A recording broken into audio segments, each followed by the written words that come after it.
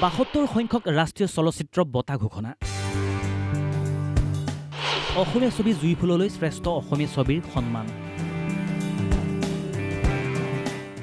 শ্ৰেষ্ঠ অভিনেতাৰ বঁটা লাভ কৰে মামুট্টি আৰু কাৰ্তিক আৰিয়ানে। শ্ৰেষ্ঠ অভিনেত্ৰী য়াম্মি গৌতম। বহু প্ৰতীক্ষাৰ অন্ত পেলাই শনিবাৰে ঘোষণা কৰা হয় দেশৰ সন্মানীয় ৭২ সংখ্যক ৰাষ্ট্ৰীয় চলচ্চিত্ৰৰ বঁটা পাবক ছবি আৰু অভিনেতা অভিনেত্ৰীৰ নাম। এইবাৰৰ বিজয়ী তালিকাত স্থান পাইছে দেশৰ কেইবাগৰাকীও আগশাৰীৰ তাৰকাই। ভাৰত চৰকাৰ আৰু তথ্য সম্প্ৰচাৰ মন্ত্ৰালয়ে আনুষ্ঠানিকভাৱে ঘোষণা কৰে এই বঁটা বিজয়ীসকলৰ নাম। ইপিনে অসমৰ বাবে গৌৰৱ কঢ়িয়াই ৰাষ্ট্ৰীয় চলচ্চিত্ৰ বঁটাৰ তালিকাত জিলিকিল যদুমণি দত্তৰ পৰিচালিত অসমীয়া ছবি জুইফুল। ৭২ সংখ্যক ৰাষ্ট্ৰীয় চলচ্চিত্ৰ বঁটাত শ্ৰেষ্ঠ অভিনেতাৰ বঁটা লাভ কৰে মামুট্টি আৰু কাৰ্তিক আৰিয়ানে। আনহাতে শ্ৰেষ্ঠ অভিনেত্ৰীৰ বঁটা লাভ কৰে বলিউডৰ মহুময়ী অভিনেত্ৰী য়াম্মি গৌতমে।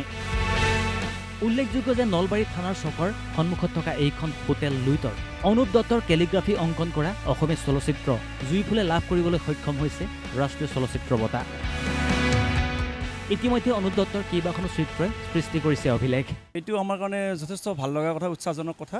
মানে এইবাৰ ৭২ সংখ্যক ৰাষ্ট্ৰীয় চলচ্চিত্ৰ মহোৎসৱৰ মানে যিটো আমাৰ ঘোষণা হ'ল যোৱাকালি ৪টা বজাত, আমাৰ অসমীয়া ভাষাৰ চিনেমা মানে শ্ৰদ্ধা যদুমণি দত্তদাৰ চিনেমাখন জুইফুল এইবাৰ মানে বিবেচিত হৈছে।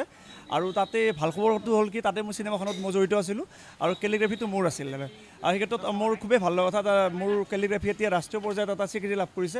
অন্ততঃ এইখিনি স্বীকৃতিখিনিত আপোনালোকৰ যিখিনি সহায় সুবিধাখিনি আৰু যিখিনি উৎসাহ উদ্দীপনা দিছিল মই যথেষ্ট আনন্দিত আৰু আপোনালোকক চিৰকৃতজ্ঞ। কবিতা, সংগীত, সাহিত্যৰ লগতে বহু চিত্ৰশিল্পীৰ চাহৰ আড্ডাৰ স্থলী আছিল এইখন লুইট হোটেল। সাধনত মই জড়িত আছোঁ। প্ৰণৱৰ পৰা আৰম্ভ কৰি নীলিম দা, শ্ৰদ্ধাৰ বিপুল দা ঢুকাল, এনেকৈ আৰম্ভ কৰি বিভিন্ন অসমৰ বিভিন্ন নতুন প্ৰবীণ গোটেইখিনি আছিল। ইভেন মানে হিৰুদাও এসময়ত এবাৰ আহি গৈছিল। এন্তৰ মোৰ কাৰণেতো বৰ ভাল লগা কথা। তৰালিবাৰ এইখন এটা সুকীয়া এটা মানে পৰিচয় এটা। নলবাৰীত মানে আহিলে তৰালি বাইদেউ ইয়াত আহে। ৮৮ নম্বৰ টেবুলটো বিশেষভাৱে এটা আমাৰ লাকি টেবুল বুলি ভাবোঁ। এইখনত বিভিন্ন অসমৰ যিমানখিনি মানুহ আহিছে ইয়াত এই ৮৮ নম্বৰ টেবুলখন বহিছোঁ। জুবিন দাৰ দুটা কাম কৰিছোঁ, পাপন দাৰ এটা কাম কৰিছিলোঁ, এতিয়া বিশেষকৈ ৰিচা ভৰদ্বাজৰ জড়িত আছোঁ, দীপিনাৰ কাম কৰিছোঁ। বিভিন্ন অসমৰ কালচাৰেল জগতখিনিৰ বা অন্ততঃ সেইখিনিৰ মানুহৰ জড়িত হৈ আছোঁ। যদুমণি দত্তৰ পৰিচালিত অসমীয়া ছবি জুইফুলে ৰাষ্ট্ৰীয় চলচ্চিত্ৰ বঁটাৰ সন্মান লাভ কৰাৰ পাছতে এতিয়া আকৰ্ষণৰ কেন্দ্ৰবিন্দু হৈ পৰিছে নলবাৰীৰ এইখন লুইট হোটেল। নলবাৰীৰ পৰা চন্দন শৰ্মাৰ ৰিপৰ্ট, অসম লাইভ 24।